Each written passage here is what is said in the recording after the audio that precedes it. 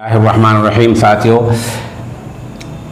जद्दे में रहने वाले फ़ादिल देवबंद मौलाना मोहम्मद मुमशाद कासमी चल बसे हैं। वो सही मानों में दारुल देवबंद की आवाज़ थी। हमारे हिंदुस्तान के मगरबी उत्तर प्रदेश के ज़िला मुज़फ़्फ़रनगर के गांव संबल हेड़ा के रहने वाले थे और कम उम्र में ही वो वहाँ चले गए थे। गांव संबल हेड़ा के बुज़ुर्ग आलिम दीन मौलाना मोहम्मद शमशाद कासमी की रूह आज तकरीबन 60 बरस की उम्र में इस कब्ज़ उनसुरी से दार बाक़ी की तरफ रहलत कर गई है। इन्ना लिल्लाह व इन्ना इलैहि राजिऊन।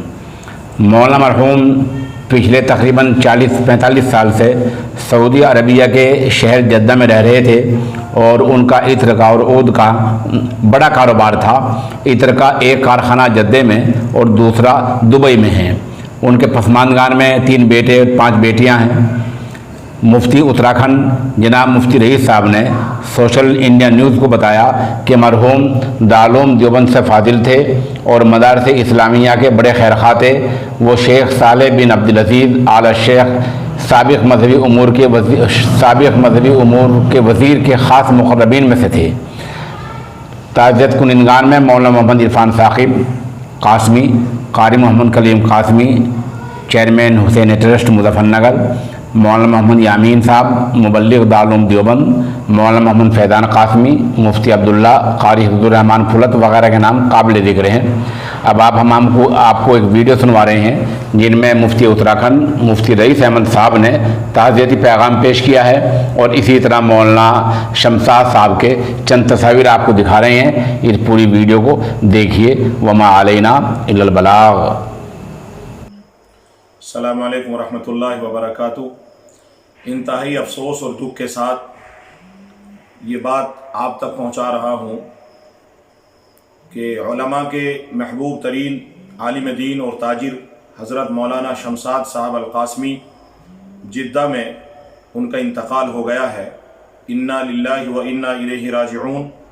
हज़रत मौलाना शमशाद साहब कम उम्री में सऊदी अरबिया चले गए और वहाँ उन्होंने ऊद और इत्र का कारोबार किया जिसमें अल्लाह ने उनको बेपनाह तरक्की दी और आज उनका शुमार सऊदी अरबिया में ऊद के बड़े ताजिरों में शुमार होता है।